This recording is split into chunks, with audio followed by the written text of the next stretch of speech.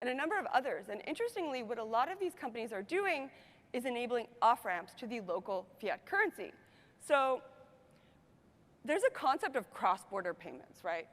And you hear about remittances and global payments. You both have, end users paying, say, family members, but then you have cross-border business payments where businesses want to pay other businesses. And to date, this system is outdated, right?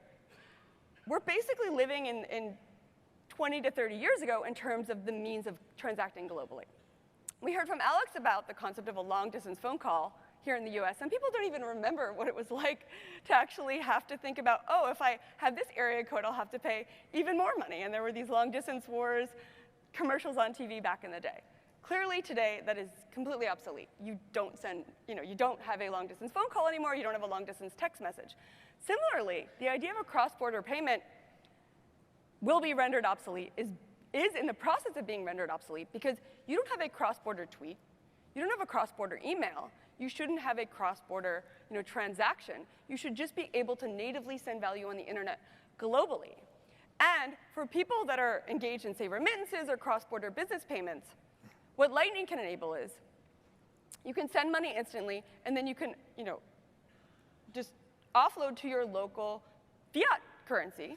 We have Jack Mallers from Strike speaking later as well. They're enabling these types of payments where Lightning is really the glue and the connection layer. I think of it as the global routing layer for financial value and currencies on the internet. And then, as an end user, you may not even know that you're using Lightning, or an end business, and you're just potentially, somebody sent you dollars and you're receiving Philippine pesos, right? Or Nigerian naira.